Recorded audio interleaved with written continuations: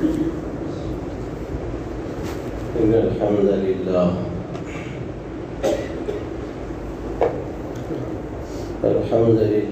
كفى وسلام على عباده الذين اصطفى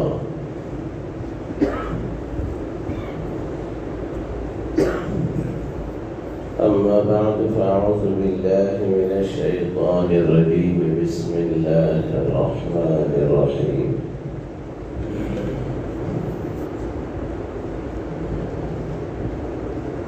لقد كان لكم في رسول الله أسوة حسنة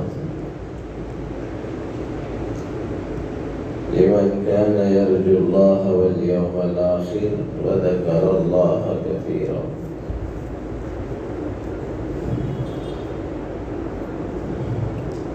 صدق الله العلي العظيم.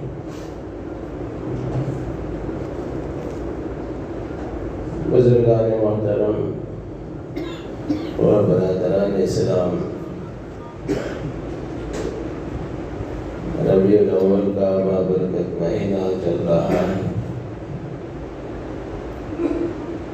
جس میں حضور اکرم صلی اللہ علیہ وسلم کی ولادت باسعادت ظاہری دنیا میں وجود میں آئی۔ خود رسول اللہ صلی اللہ علیہ وسلم سراپا صفات حمیدہ سے آراستہ،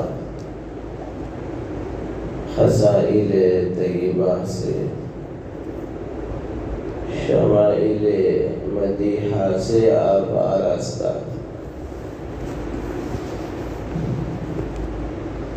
اس اعتبار سے پیغمبر علیہ السلام کی سیرت، آپ کی خوبیاں، آپ کی کمالات اور آپ کی زندگی میں پائے جانے والے اخلاقیات کے شعبے کو سامنے رکھ کر ہم اپنی زندگیوں کو آراستہ کریں اور اپنی زندگیوں کے اندر تبدیلی اور انقلاب برپا کریں۔ اسی غرض سے حضور اکرم صلی اللہ علیہ وسلم کو نبی اور رسول بنا کر بھیجا گیا۔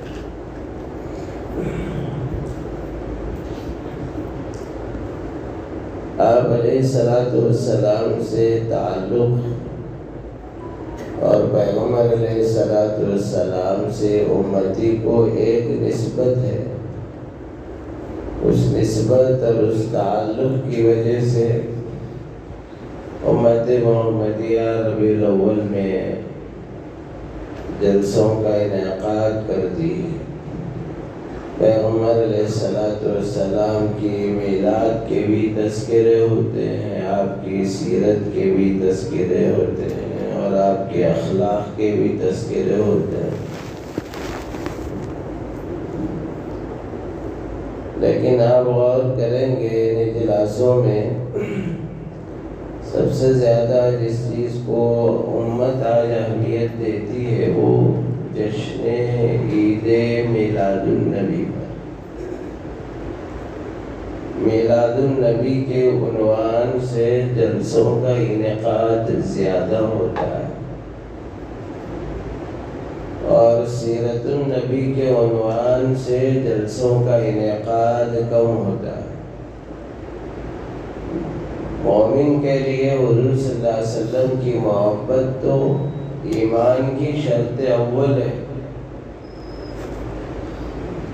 بغیر حضور صلی اللہ علیہ وسلم کی محبت، آپ سے عشق اور بے پناہ تعلق کے بغیر ایک مومن نہیں بن سکتا، ایک مسلمان کامل مسلمان نہیں بن سکتا۔ لیکن امت مسلمہ صرف ایسی چیزوں کو زیادہ عنوان بناتی ہے جس میں زیادہ محنت کرنے کی ضرورت نہ ہو، اور ان چیزوں کو عنوان بنا کر چلنا نہیں چاہتی جس کے لیے حضور صلی اللہ علیہ وسلم کو بھیجا گیا۔ اور اس میں بھی بڑی حکمت ہے کہ حضور اکرم صلی اللہ علیہ وسلم کی وفات میں تو سب کا اتفاق ہے، لیکن ولادت کی تاریخ میں سخت اختلاف۔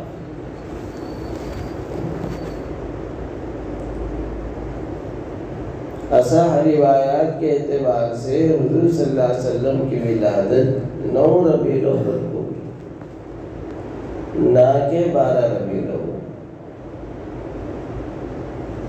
اور اس زمانے میں لکھائی پڑھائی کا کوئی خاص جو ہے لحاظ بھی نہیں ہوتا تھا، بس یہ مشہور ہے کہ حضور صلی اللہ علیہ وسلم اس سال ہوئے جس سال ہاتھی والا واقعہ پیش آیا اور ہاتھی والوں کو اللہ نے تباہ و تاراج کر دیا۔ اس کو عام الفیل کہتے ہیں۔ ہاتھی والے سال حضور صلی اللہ علیہ وسلم پیدا ہوئی، پر تاریخ کون سی تھی؟ ہجری کے اعتبار سے بعض حضرات نے 20 اپریل ذکر کیا ہے، بعض نے 15 اپریل کی تاریخ ذکر کی ہے، لیکن چاند کی تاریخوں کے اعتبار سے رسول اللہ صلی اللہ علیہ وسلم کی وفات کا تو ہونا بالیقین ثابت ہے، ولادت کے بارے میں اختلاف۔ اسی لیے آپ غور کریں گے آج بھی پرانے لوگ 12 فات کے نام سے اس مہینے کو یاد کرتے ہیں۔ 12 فات کا مہینے کا مطلب 12 ربیع الاول کو حضور کی وفات ہوئی، 12 فات کے نام سے یاد کرتے ہیں۔ اور اس میں بھی اللہ کی بہت بڑی حکمت ہے۔ تو یہ ہے کہ جیسے 26 دسمبر کو پوری دنیا میں عیسائی لوگ عیسیٰ علیہ السلام کی مستقل جشن ولادت منایا جاتا ہو، اور اللہ نہیں چاہتے کہ میرے محبوب کا عام لوگوں کی طرح صرف تذکرہ اور جشن منایا جائے، پھر نبی کو بھلایا جائے۔ تو اس لیے اصح روایت کے اعتبار سے حضور صلی اللہ علیہ وسلم کی ولادت 9 ربیع الاول ہے، نہ کہ 12 ربیع الاول۔ مان لیا جائے کہ 12 ربیع الاول کو حضور کی ولادت ہوئی، مان کر چلتے ہیں، تو پھر 12 ربیع الاول کو آپ کی وفات بھی طے ہے، 12 ربیع الاول کو ولادت بھی طے ہے۔ ولادت کا تقاضا یہ ہے کہ خوشیاں منائیں، وفات کا تقاضا یہ ہے کہ غم منائیں۔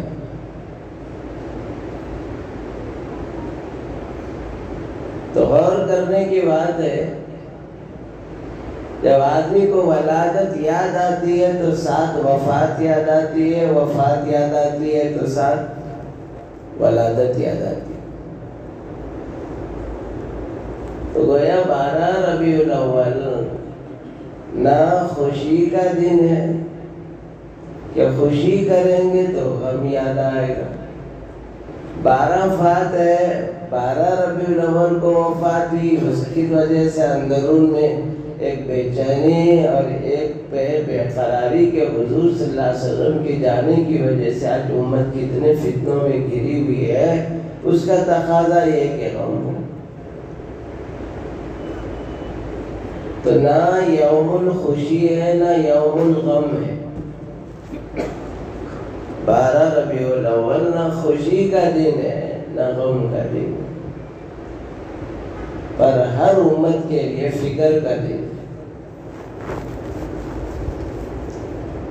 میلاد النبی صلی اللہ علیہ وسلم کے موقع پر سب نے خوشیاں منائی، اپنوں نے بھی پرایوں نے بھی، ماننے والوں نے بھی نہ ماننے والوں نے، حتیٰ کہ حضور صلی اللہ علیہ وسلم کے چچا جو دشمن بنے آگے چل کر ابو جہل نے بھی خوشی منائی، ابو لہب نے بھی خوشی منائی، سب نے خوشیاں منائی۔ لیکن رسول اللہ صلی اللہ علیہ وسلم جب نبی بنائے جاتے ہیں،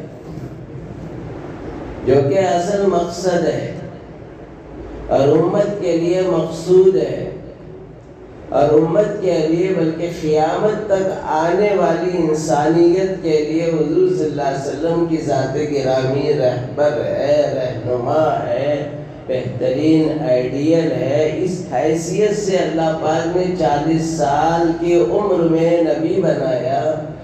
تو علماء نے لکھا ہے، حضرت قاری طیب صاحب نور اللہ مرقدہ نے لکھا ہے کہ حضور صلی اللہ علیہ وسلم کی ولادتیں 2 طرح کی ہیں، ایک جسمانی ولادت ہے، ایک روحانی ولادت۔ حضور صلی اللہ علیہ وسلم کی جسمانی جو ولادت ہے، جیسا کہ مشہور روایت 9 ربیع الاول کو ہوئی، اور پیغمبر علیہ السلام کی روحانی ولادت غار حرا میں جب حضور صلی اللہ علیہ وسلم بیٹھے ہوئے تھے، پہلی وحی جبریل امین اللہ کے حکم سے لے کر آئے، تو یہ دن ہے آپ کی روحانی ولادت کا پہلا دن ہے، جہاں سے حضور نبی بنائیں گے، رسول بنائیں گے۔ جب آپ نے نبوت اور رسالت کا انکار اعلان فرمایا تو بہت سو نے انکار کر دیا۔ کیوں؟ میلاد میں خوشیاں اس لیے منائی کہ وہ خوشی کا موقع ہے، خوشی مناؤ۔ جب روحانی ولادت ہوئی، نبی بنا کر بھیجے گئے، اب یہاں کچھ کرنا ہے، اپنی زندگی کو بدلنا ہے، 360 خداؤں کو چھوڑنا پڑے گا، منمانی چلتی تھی وہ چھوڑنا پڑے گا، بد اخلاقیاں ہوتی تھی وہ چھوڑنا پڑے گا، شراب پی جاتی تھی وہ چھوڑنا پڑے گا، ڈکیتیاں کی جاتی ہیں وہ چھوڑنا پڑے گا، عورتوں پر ظلم کیا جاتا ہے وہ چھوڑنا پڑے گا، اور بچوں کو زندہ درگور کیا جاتا ہے وہ چھوڑنا پڑے گا۔ معلوم یہ ہوا ولادت روحانی میں امت مسلمہ کو بہت کچھ کرنا پڑتا ہے، اس لیے غیروں نے بھی میلاد النبی منانے میں کمی اور کسر نہیں چھوڑی، لیکن سیرت النبی جہاں ظاہر ہوئی اور سیرت الرسول جہاں ظاہر ہوئی، اور جہاں رحمت للعالمین بنا کر 40 سال کی عمر میں جب آپ کو نبی بنایا گیا تو کم لوگوں نے مانا، بہت سو نے انکار کر دیا۔ اور آج بھی امت کا حال یہ ہے، میلاد النبی کے جلسے خوشیوں کے جلسے، سیرت النبی میں کاموں بہت کچھ کرنا پڑتا ہے، وہ صاحب جلسے میلاد النبی کے رکھ لیں گے۔ میلاد النبی یقیناً ذکر رسول سراپا خیر ہے، ذکر رسول سراپا برکت ہے، ذکر رسول سراپا رحمت ہے، ذکر رسول باعث نجات ہے۔ لیکن امت مسلمہ کے لیے جو اصل مقصود ہے حضور صلی اللہ علیہ وسلم کی ذات کے 1 سال میں 1 مرتبہ خوشی مناؤ، پھر نبی کو بھلا دو، اس کے لیے نبی نہیں بھیجے گئے۔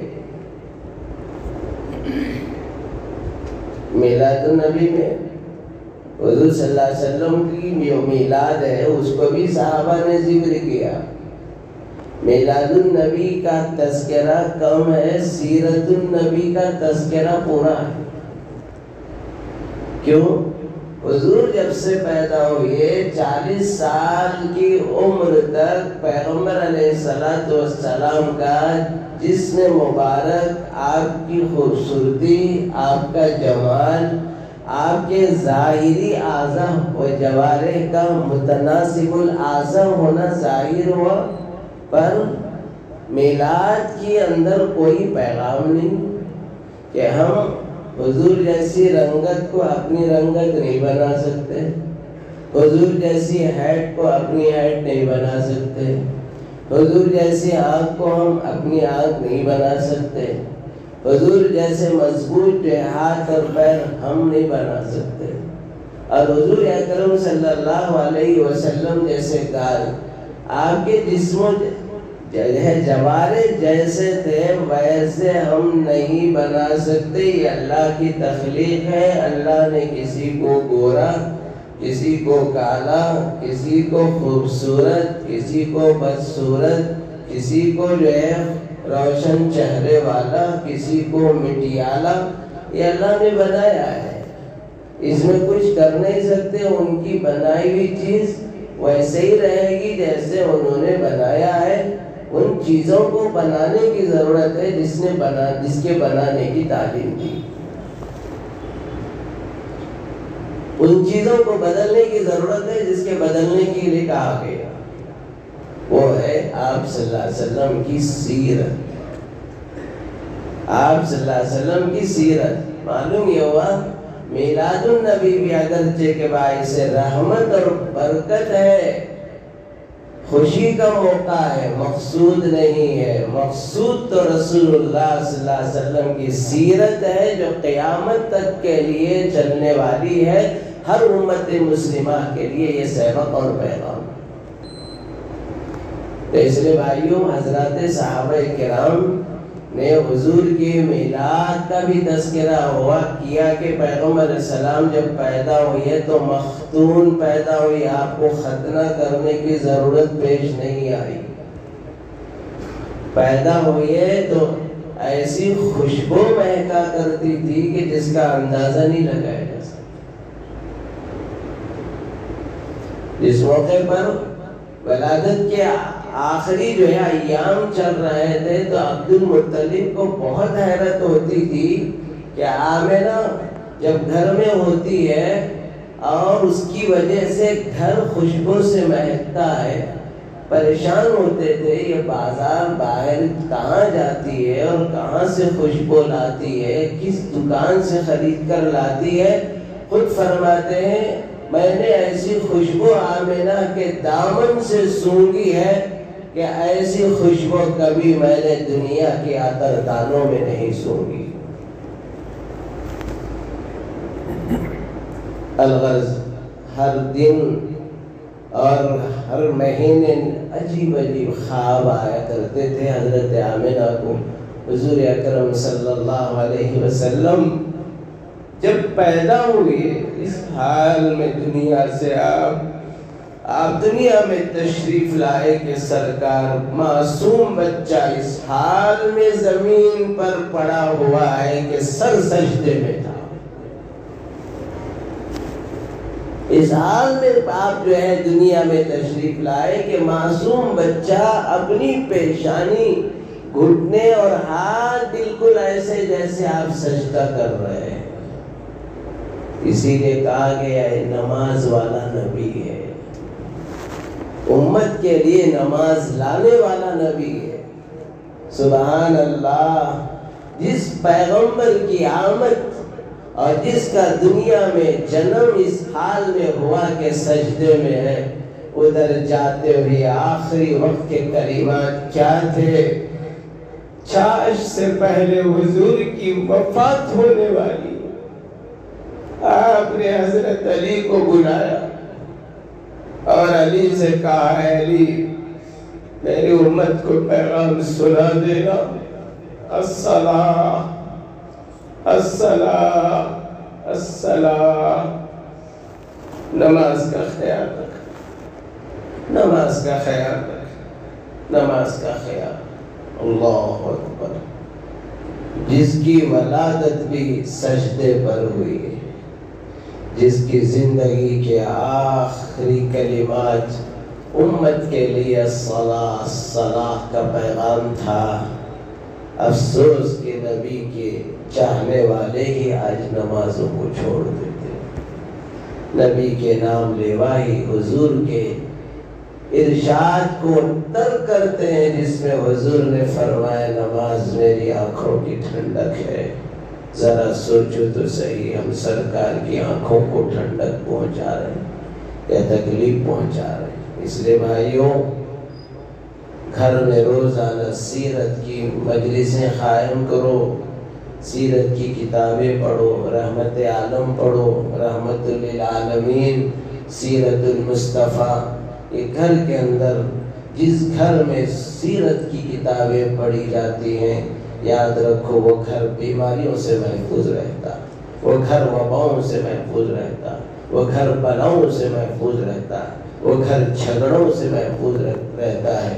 اللہ ہم سب کو حضور کی سیرت اپنانے کی توفیق عطا فرمائے۔ وما علینا الا البلاغ۔